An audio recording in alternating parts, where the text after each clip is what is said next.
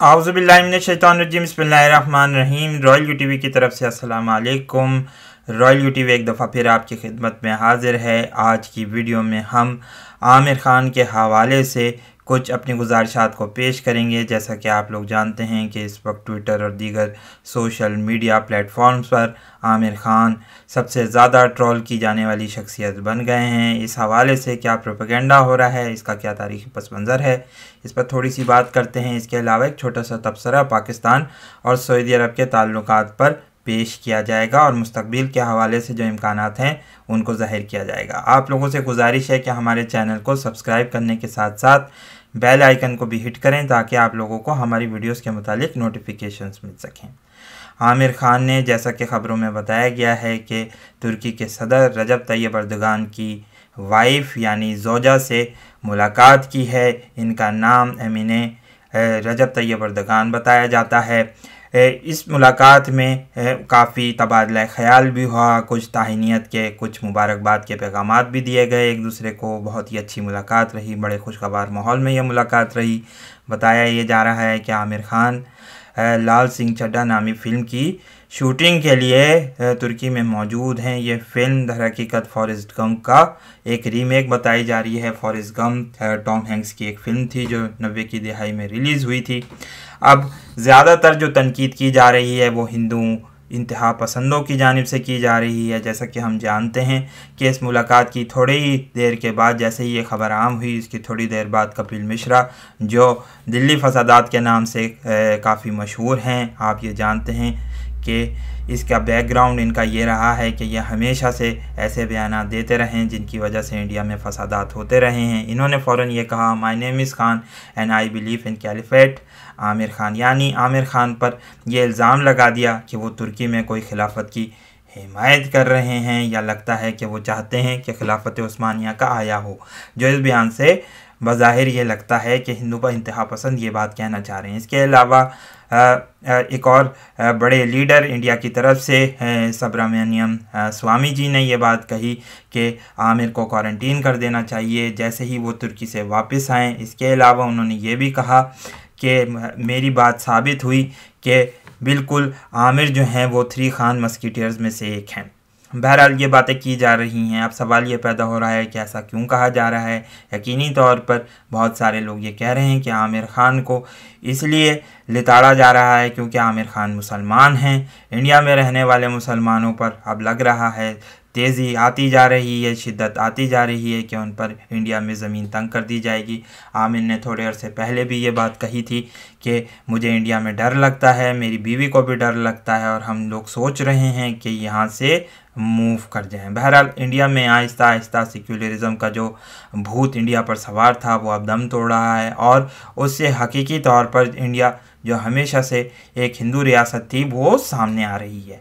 इस मुतालिक हम बहुत सारी बातें कर सकते हैं, लेकिन थोड़ी सी तारीख़ी पस मंज़र में जाएँ तो बड़ी दिलचस्प बातें मालूम होती हैं। आमिर ख़ान के पस मंज़र के हवाले से, ख़ानदानी पस मंज़र के हवाले से हम ये बात जानते हैं कि आमिर अपनी दादी के ख़ानदान के सिलसिले में इनका जो शजरा नसब है वो अबुल कलाम आज़ाद से जा मिलता है। मौलाना अबुल कलाम आज़ाद एक नाबगाह रोज़गार शख्सियत, हिंदुस्तानी मुसलमानों की दिलों की धड़कन एक ज़माने में रहे, फिर लेकिन थोड़े अरसे के बाद जो है इनको कांग्रेस में इन्होंने शमूलियत इख्तियार करना पड़ी थी। उसके पीछे बहुत सारे अवामिल हैं। अगर आप चाहें तो वीडियो आर्काइव्स में हमारी एक वीडियो को देख सकते हैं।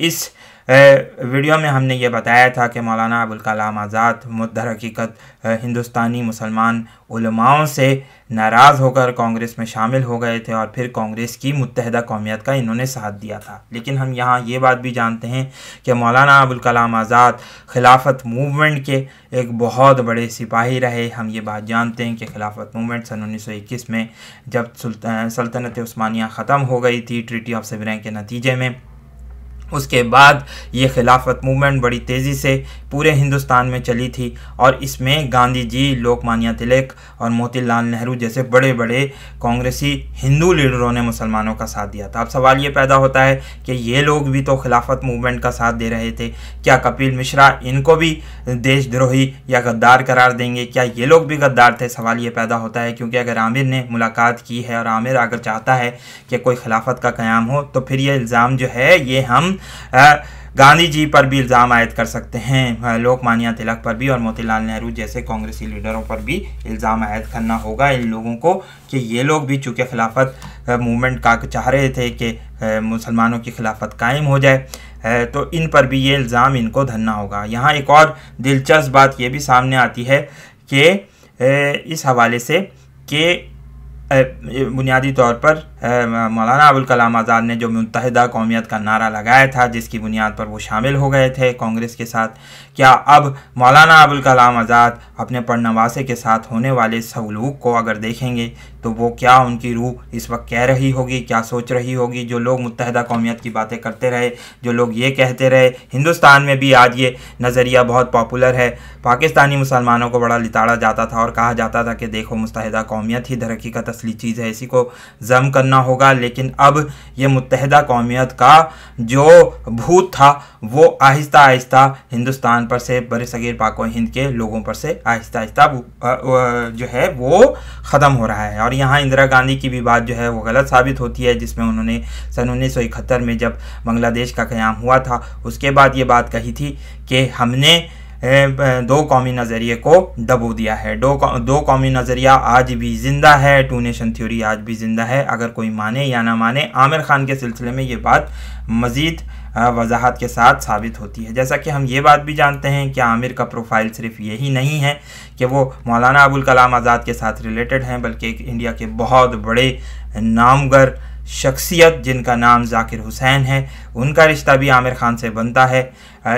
इसके अलावा बीजेपी के वाइस प्रेसिडेंट भी जो पहले रह चुके हैं उनसे भी आमिर का ताल्लुक़ बनता है। जाकिर हुसैन के मुतालिक थोड़ी सी हम मालूमात शेयर करते चलें आपके साथ कि डॉक्टर जाकिर हुसैन बहुत बड़े रिफॉर्मर्स, बहुत बड़े एजुकेशनिस्ट, इकनॉमिस्ट, इंडिया के तीसरे प्रेसिडेंट, ये भी जो है इनका ताल्लुक़ जो है वो पठान ख़ानदान से था और आमिर से भी रिलेटेड हैं ये, चूँकि जैसा कि हमने बताया कायमगंज जो है वो फ़र्रुखाबाद डिस्ट्रिक्ट में ये पैदा हुए थे। बहरहाल कहने का मकसद ये है कि इनके एक रिश्तेदार जनरल रहीमुद्दीन ख़ान भी रहे जो ज़िया-उल हक़ के हमज़ुल्फ़ रहे, जनरल ज़िया-उल हक़ के, और इनका ताल्लुक़ जो है चूँकि पाकिस्तान के भी काफ़ी सारे लोगों से रहा, इसलिए थोड़ी सी इसमें हम ये बात जानते हैं। सलमान खुर्शीद भी जो हैं वो डॉक्टर जाकिर हुसैन के ही रिश्तेदार हैं।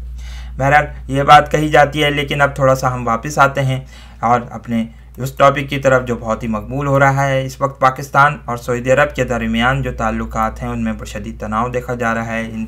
इस तनाव की वजह में पीछे बैकग्राउंड में ये बात कही जा रही है कि शाह महमूद कुरैशी का वो बयान जिसमें उन्होंने ये बात कही थी कि हम OIC का इजलास जो है वो सऊदी अरब के बगैर भी बुला सकते हैं, एक नया ब्लॉक बनाने की धमकी भी दी गई थी।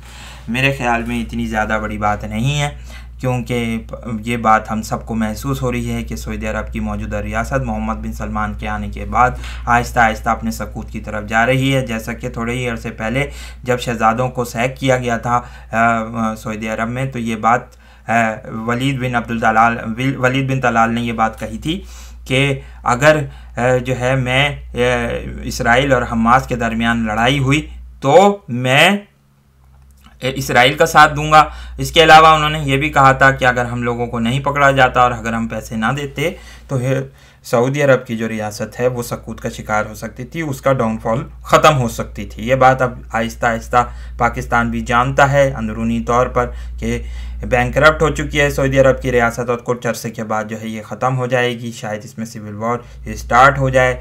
इसी वजह से लगता है कि पाकिस्तान का मतलब पूरा हो चुका है सऊदी अरब के साथ, और मुझे भी ये महसूस होता है, हमें भी ये महसूस होता है और हम ये बात शायद जानते हैं कि पाकिस्तान का सऊदी अरब से जुड़ा रहना कोई इसको फ़ायदा नहीं देगा। अगर वो इंडिया के साथ जाना चाहता है तो बहुत अच्छी बात है भारत के साथ, जैसा कि सन 2013 में या 14 में जब न्यू वर्ल्ड ऑर्डर किताब आई थी उसमें डॉक्टर हेनरी किसिंजर ने ये बात कही थी कि आने वाले वक्तों में सऊदी अरब जो होगा वो इंडिया के साथ ही इत्तेहाद बनाएगा, और अब लग भी ये रहा है क्योंकि बड़े पैमाने पर इंडिया चाहता है कि सरमायाकारी की जाए, क्या वाक़ईतन सऊदी अरब के पास पैसा भी मौजूद है?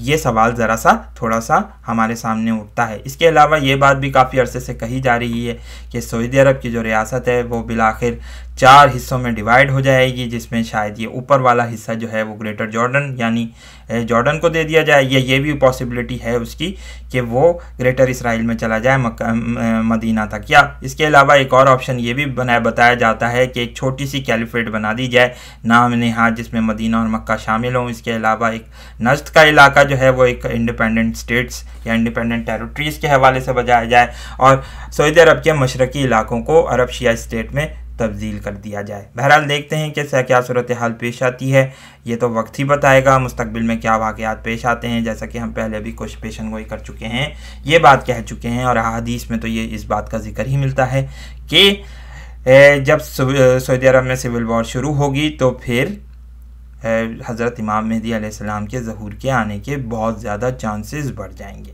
इस वीडियो को लाइक कीजिए, शेयर कीजिए, दोस्तों के साथ डिस्कस कीजिए। बहुत बहुत शुक्रिया। अस्सलामु अलैकुम व अल्लाह हाफ़िज़।